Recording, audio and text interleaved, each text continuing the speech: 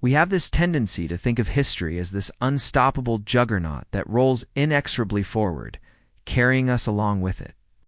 But the truth is, things could have turned out very differently, and if just one thing had been slightly different, the entire course of history might have changed. Take, for instance, the bombing of Hiroshima. On the morning of August 6, 1945, the Japanese city looked like any other. Shopkeepers unlocked their stores, workers walked to the train station, students took the streetcar to school, but within 20 minutes, all of that would change. Today, we know that morning is ground zero. It's hard to imagine a life today without the impact of that day. The mushroom cloud over Hiroshima ushered in the nuclear age, forever altering the way nations interact and shifting the balance of global power. But did you know that almost by accident, Hiroshima didn't need to be the first victim of the atomic bomb?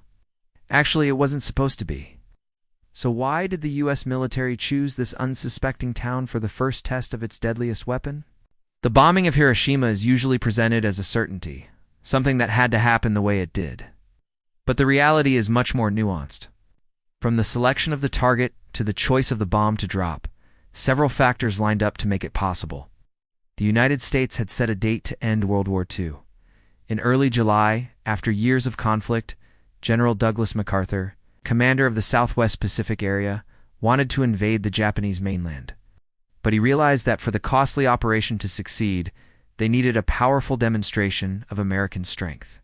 American planners hoped to demoralize the Japanese public and force them into surrendering. If that was possible, an invasion could be avoided. After selecting the southern Japanese island of Kyushu as the site of the planned invasion, the U.S. military began drawing up lists of cities to be bombed. On paper, Hiroshima barely qualified. Its strategic value was dubious. It wasn't even close to any of the areas where Allied forces were expected to land. However, it did house several munitions factories and military logistics centers, which fit the bill of a strategic military target. Plus, its location in the mountains meant that any wind blowing toward Hiroshima would quickly dissipate. Once it hit the hills surrounding the city, this made it unlikely that radioactive fallout would drift back onto the already contaminated area, making it an ideal testing ground. Other cities on the list included Tokyo, Osaka, and Kobe. But by the time MacArthur's team finished with it, Hiroshima stood at the top. Yet even with the perfect target in sight, the actual detonation never would have occurred had it not been for a series of coincidences. The first and most important factor that led to the bombing of Hiroshima was the poor weather that had plagued the region in the preceding weeks.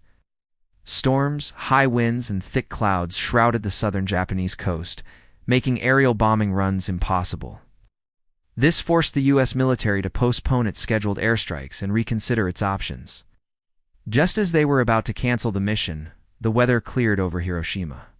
Reconnaissance planes found that the skies over the city were clear and the visibility was excellent, offering a rare opportunity for a successful bombing run.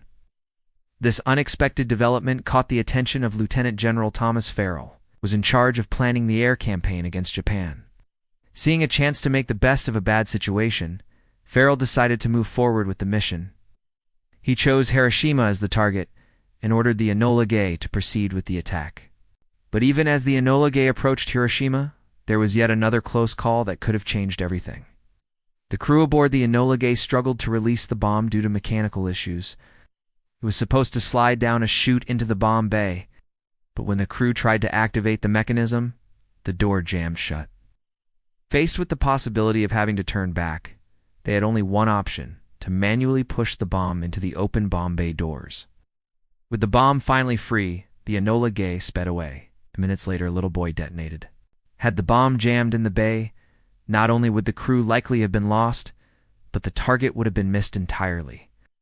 Then Secretary of War Henry Stimson came close to aborting the mission altogether. Late-night editing of documents revealed that Hiroshima was a poor choice for a target, one that wouldn't inflict enough damage to achieve the desired results. By the time the next morning rolled around, the order to strike had been given and received. But if Stimson had been more decisive, the world might have been spared that day. And even as the Enola Gay approached Hiroshima, there was yet another close call that could have changed everything. The city's air raid wardens had sighted the plane and sounded the alarm, giving citizens just enough time to reach safety. But the sirens failed to go off for two key reasons. First, some parts of the city's electrical system were damaged due to recent storms, which rendered the alarms inoperable. Second, the plane was flying too high for the local air raid warden headquarters to spot. Had the plane been lower, or had the storms not knocked out the city's electrical grid, more people may have survived. It's easy to think of major historical events as fixed points in time, moments so monumental that their occurrence was inevitable. But the bombing of Hiroshima reminds us that's simply not true. Instead, big moments in history often occur because of a confluence of seemingly random events. Choices made and chances taken. Several individuals could have stepped in and stopped the process, from military leaders to politicians to ordinary citizens whose decisions might have altered the course of history. The fact that they didn't is what makes this event so profound.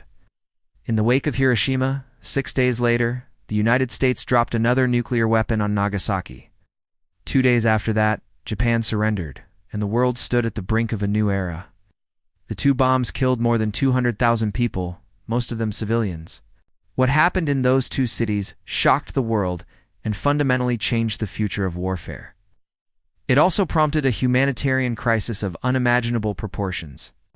The immediate effects of the bombs devastated the physical landscape of the cities, leaving behind scenes of unimaginable horror and loss.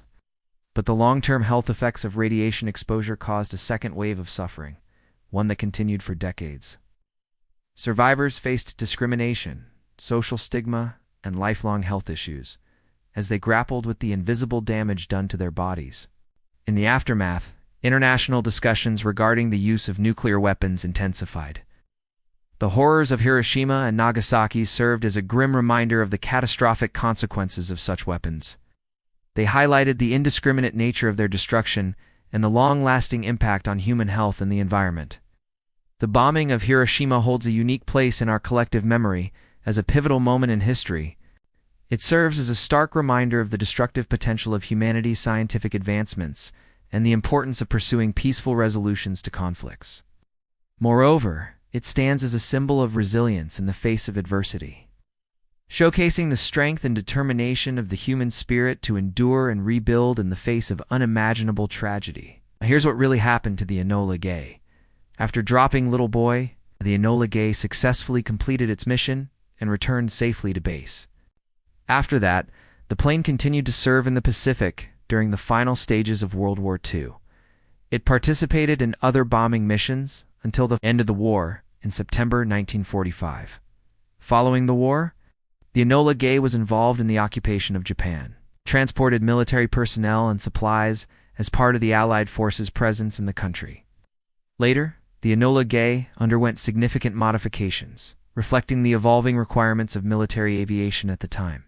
It was eventually decommissioned and ultimately ended up on display at the National Museum of the United States Air Force at Wright-Patterson Air Force Base in Ohio. Despite its controversial role in history, the Enola Gay has become a significant artifact representing a pivotal moment in the history of aviation and warfare.